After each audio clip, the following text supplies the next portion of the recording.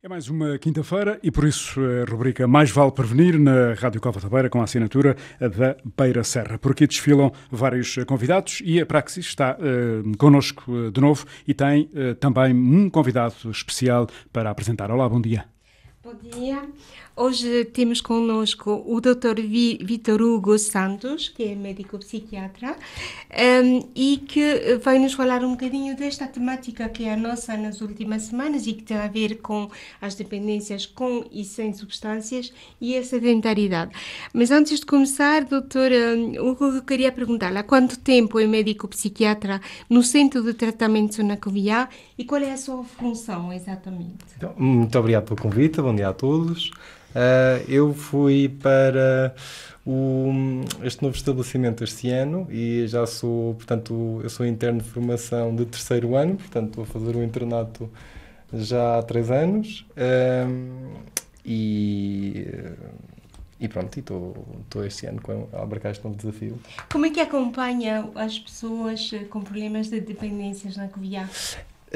Na Covilhã, nós sempre tivemos no hospital um problema com a orientação. Portanto, nós tínhamos várias consultas em que nos focávamos principalmente em contexto de doença mental grave ou doença, portanto, perturbações de ansiedade, perturbações depressivas, e nunca tivemos assim uma grande resposta para as substâncias e as dependências. Também como é suposto, tendo em conta que os próprios institutos e as próprias instituições que tratavam este tipo de problemas eram à parte do Serviço Nacional de Saúde. Agora, eu fico feliz por conseguir integrar uma equipa lá na Covilhã que está dedicada a isso. Portanto, nós somos médicos, uma equipa de médicos, enfermeiros, assistentes sociais e, portanto, psicólogos, e toda a gente faz o seu trabalho, e eu acho que envolvendo-se no campo fica mais fácil trabalhar. Uma intervenção multidisciplinar, claro, não é? Sim. Que se completa. E eu não resisto a fazer-lhe uma pergunta, porque nós já ouvimos isso muitas vezes. O que é que podemos dizer às pessoas que consideram que uma pessoa que usa substâncias, ou que é dependente, é uma pessoa fraca, que não tem força de vontade? Ouvimos isso muitas vezes.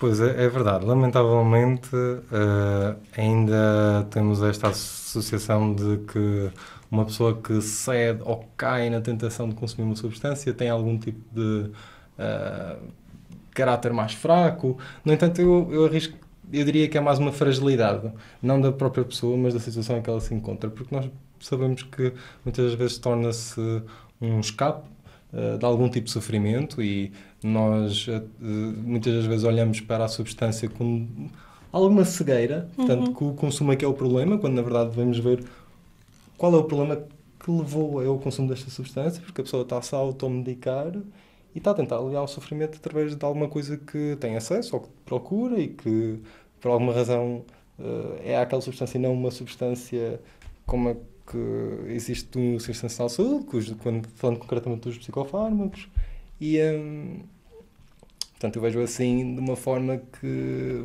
fraqueza não é, mas fragilidade é um sinal de fragilidade, sim. Pois é um sintoma, não é? Sim, é um sintoma, exatamente. Olha, doutor, esta rubrica dirige-se muito a pais encarregados de educação, também fala de jovens. Pergunto-lhe da sua percepção, a que está no terreno, o consumo tem aumentado ou não? É preciso que as campainhas comecem, a tocar, a soar, porque há motivo de alarme ou não? Qual é a sua visão sobre a matéria? Eu não tenho dados estatísticos recentes que consigam dizer qual a tendência, mas pelo que eu tenho ouvido falar e pelo que se discute no meio, nós vemos que os hábitos vão mudando, portanto, de geração em geração.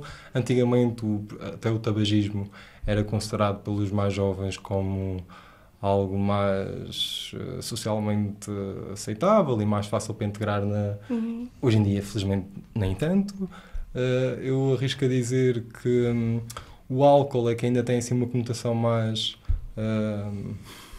vamos dizer, inocente na esfera portanto, social e pública, mas concretamente de substâncias psicoativas, eu penso que, portanto, há esta mudança. Acho que a geração está a mudar, ainda temos de fazer este novo levantamento, Diria que talvez antigamente houvesse até uma prevalência maior, tendo em conta o desconhecimento que tínhamos em torno dos possíveis efeitos adversos de algumas dessas substâncias. Eu falo concretamente do cannabis ou do haxixe, em que muitas pessoas associavam que não, isso é natural e o natural é a desculpa, portanto, universal, não é? Quem é que não gosta de uma coisa natural? Mas, portanto, eu diria que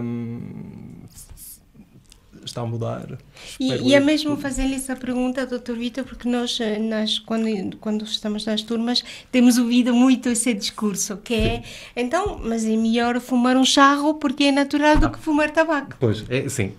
Pois, isso leva-nos também a outra questão, que é a questão de, portanto, quando nós falamos de charros e, ao fim e ao cabo, estamos a falar da erva, de cannabis, e estamos a falar de uma substância que é muito psicoativa, mas também esquecemos que há canabinoides sintéticos. Pois. Muitas vezes estamos a misturar com o que sabemos, que é a erva, digamos, natural, com outras substâncias que lesam a nível do sistema nervoso central, do encéfalo, do cérebro, das conexões neuronais. Portanto, são coisas que não são assim tão inócuas. Pois. E nós na psiquiatria gostamos de dizer que, por exemplo, a erva, enquanto que a maioria das pessoas diz assim, não é tão pesado como as outras, nós consideramos como uma droga pesada. Tendo em conta esta questão de ser muito ativadora da mente e a mente dispersa e a vaguear, às vezes é perigoso, temos que dar-lhe um rumo e contê-la e não fazer com que ela... A doutora Teresa, que trabalha no ICAD, no Instituto dos Comportamentos Aditivos, contava-nos que conversava muito com colegas do ICAD, principalmente com psiquiatras, que estavam preocupadas com a entrada nas urgências de jovens adolescentes com quadros complicados graves, pelo consumo de cannabis. Sim, nós o que sabemos é que, comparativamente, por exemplo, com a perturbação do uso de nicotina ou o tabagismo, nós costumamos até ter menos preocupações com esse tipo de substâncias do que, concretamente, com o haxixe, com o cannabis, com a cocaína, com a heroína, porque, ao fim e ao cabo, essas substâncias estão associadas a perturbações mais graves. Portanto, nós sabemos que, por exemplo, o tabagismo tem uma maior prevalência, uma maior associação com perturbações da ansiedade e que até o próprio tabaco tem um efeito antidepressivo quando a pessoa está dependente do tabaco. Portanto, é por isso que, normalmente, sentem-se bem em manter o vício e vai-se autoalimentando. Mas, quando falamos de outras substâncias... Portanto, cocaína, heroína, cannabis, haxixe, estamos a falar de perturbações associadas mais graves. Portanto, estamos a falar de doenças ou estados em que a nossa própria forma de pensar está alterada, que estamos muito desorganizados, muito fora da realidade, no fundo. E não só esses sintomas mais graves que nós associamos aos efeitos mais psicóticos. Portanto, nós costumamos dizer assim, uma regra da gíria que é que, portanto, que o consumo de cannabis aumenta em 400% o risco de um surto psicótico. Portanto, sendo a psicose este tipo de doença mais, ou sintoma mais preocupante na psiquiatria, ou na saúde mental, em que falamos de delírios e alucinações, e são aqueles sintomas mais esquisitos. Portanto, nós sabemos que isto acontece. Mas também existe um que não é assim tão conhecido, também associado ao cannabis, que é um síndrome motivacional, em que a pessoa começa a perder vontade de fazer as coisas e começa quase a perder a noção do tempo e vai ficando sem vontade para nada, e não só está relacionado com os efeitos que a substância tem a nível do contexto social, mas também em termos dos circuitos neuronais de recompensa, já nada lhe puxa tanto, e portanto é isto que depois faz o paralelo com a dependência sem substância, em que a pessoa encontra-se ali dependente de um circuito de recompensa que está disfuncional. Portanto, é preciso estar alerta, é preciso, não é? Certamente, sim. Tudo aquilo que referiu são situações graves, que é preciso estar atento. Pergunto-lhe, e no meio de tudo isto, como é que pais encarregados de educação podem agir? Assim, eu acho que, mais do que qualquer suporte que os pais já façam, ou que até mesmo o círculo de amigos, por mais amigos que digam que sejam, já fazem, eu acho que é principalmente concentrar-se noutras coisas e não focar tanto o problema como... atenção, isto é uma opinião pessoal, claro. Mas que visa principalmente a intervenção psicossocial, ou seja, no fundo, de envolver-se com outras pessoas, envolver-se com outras atividades, não focar tanto que isto é importante, mostrar preocupação, sim, que, portanto, falar com os filhos, dizer que, ou com os amigos dos filhos, dizer que há estes perigos, há estes riscos, tem cuidado, portanto, focar nas desvantagens em torno de um tipo de consumo deste tipo que é normal, as pessoas mais jovens têm dificuldade em ver para onde é que isto leva. E então, em vez de ter assim um foco tão grande no problema, eu acho que é mais focar-se na solução. Ou seja, e alternativas, é não isso, é? mudar o rumo, mudar o foco, e mesmo da própria pessoa, e incentivar o filho, a filha, a se envolverem em atividades que nós sabemos que são mais saudáveis, que estão muito longe deste tipo de ambientes, em termos sociais. Atenção que o ambiente social é muito decisivo, e normalmente eu acho que é, pessoalmente, um fator chave nos próximos tempos, em termos de... as intervenções psicossociais têm de ser mais valorizadas, não pode ser só o nosso tratamento mais clássico.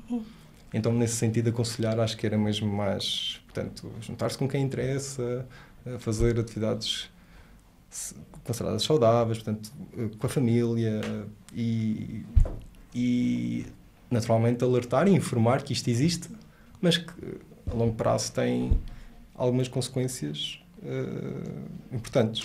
Muito bem, Dr. Vítor, como viu, o tempo passa no instante, já esgotámos o nosso tempo há muito, mas foi muito interessante aquilo que refere. Nós, e a Vera Serra também o convida, na próxima semana a estar aqui para continuarmos esta temática noutro tipo de dependências. Pode ser? Obrigado, Okay? está combinado. Muito bem, então até para a semana. Obrigado. Mais vale prevenir. Em filhos adolescentes, a dependência do tabaco, álcool e outras drogas, a dependência das novas tecnologias, as perturbações alimentares, são temas com que se preocupa? Porque mais vale prevenir, não perca, ouça e participe.